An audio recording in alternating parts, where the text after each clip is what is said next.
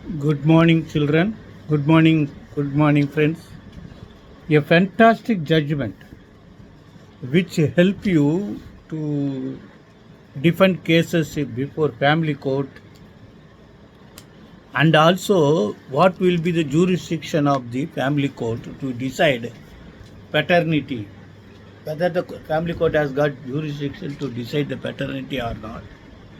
Then the question arises, a lot of things have been discussed at multi number of pages, very fantastic judgment which dealt with so many areas of personal family court relationship. So instead of taking you about much detail about that, I intend you to read the entire judgment so that you can be very fantastic shining advocate to practice family court, particularly complicated issues. This is AR 2025 Supreme Court 1004, AR 2025 Supreme Court 1004. Ivan Rathinam versus Milan Joseph. Actually, for that, I would like to take just a brief of the case. Actually, what had happened, the Milan Joseph was the husband of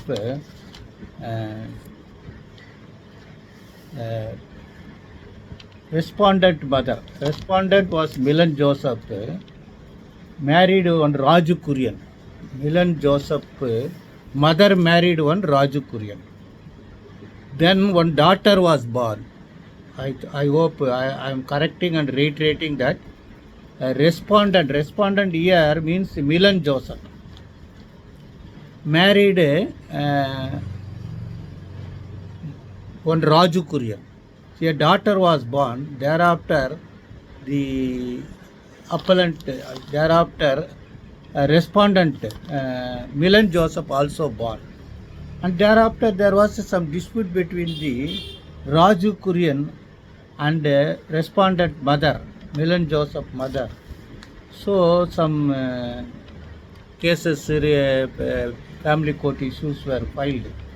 And subsequently what had happened, the respondent Milan Joseph, being a minor, filed a suit before the First Additional Munsiff Court Ernakulam, stating that Ivan Ratnam is father, because there was some extramarital relationship between his mother and Ivan Joseph, and he want DNA test to prove his legitimacy, all those things.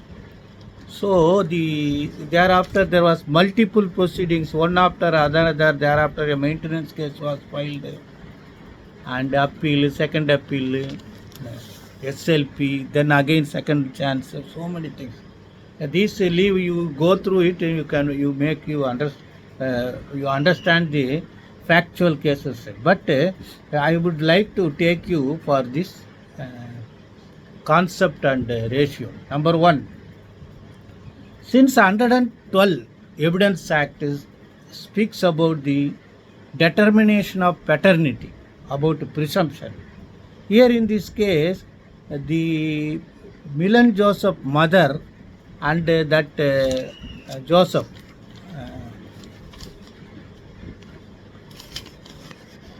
Raju Kurian, since we are living in one roof, even after the birth of birth of Milan Joseph, they have categorically held the presumption, paternity presumption is available unless and until it is rebutted by proving non-access. So they say once this 112 was applicable, the question of sending DNA is unnecessary. Number two, family court have no jurisdiction to decide the paternity of extramarital relationship father and mother. It can only decide the paternity issues if it is married between parties. That was the another things. Then they have also discussed about right to privacy and right to dignity. Then they say paternity and legitimacy are not distinct or independent concept. It is correlated. That was also there. They say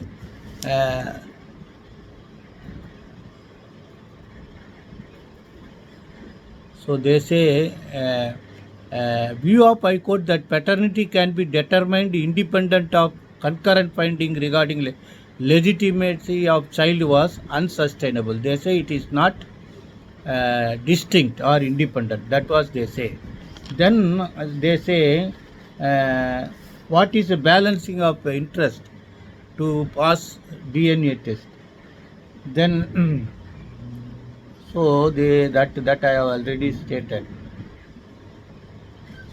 Next question is a revival of maintenance. Revival of maintenance. So there was initially maintenance was not allowed, stating that family court has issued a condition that if you by appeal, if anybody succeed, they can revive the petition. So the court also held that that is also 151 CPC. Family court has got jurisdiction or power to pass conditional order. So that you have to understand. Then question arises. The maintenance applications, since issues were totally decided, so subsequent revival of petition maintenance case on the contrary to claiming maintenance against the original husband cannot be maintained because of principle of res judicata. So many aspects have been discussed in this case. Number one, you have to understand that if 112 of Indian Evidence Act is applicable and it could be presumed, then question of DNA test is not maintainable. Then suit for declaration of paternity between the wife and extramarital husband is maintainable, not the family court have got jurisdiction. 151 CPC, the family court has got jurisdiction to impose condition unless the condition seems to be abhorrent. That's what they say. So multi-number of paragraphs, 70 paragraphs, multi-number of pages judgment, and two more cases were discussed about permitting DNA test. For two cases were discussed. That is, that also I have to make you to, so that while reading judgment you may concentrate on that judgments. Gautam Gundu versus State of West Bengal. Gautam Gundu versus State of West Bengal. The another judgment was also discussed. What will be the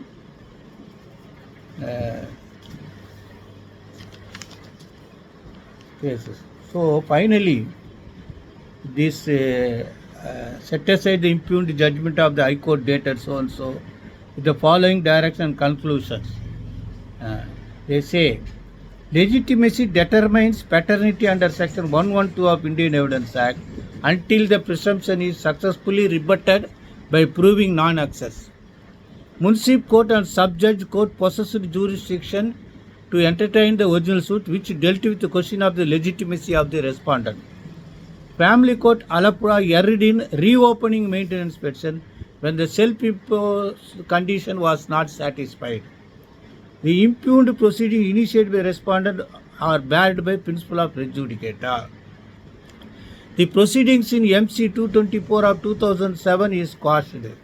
Any claim by the respondent based upon the perceived relationship of paternity to the appellant stands negated. The respondent is presumed to be the legitimate son of Raju Kurian. So these all are the orders. So very fantastic case. You can very well understand the concept for why you can object for DNA test. If anybody wants DNA test, and there is a continuous access in the family and the rebuttal of non-access If not proved by the husband or wife, the question of sending the parties to the DNA test is against the dignity, and Article 21 would also come into play. Best wishes, happy.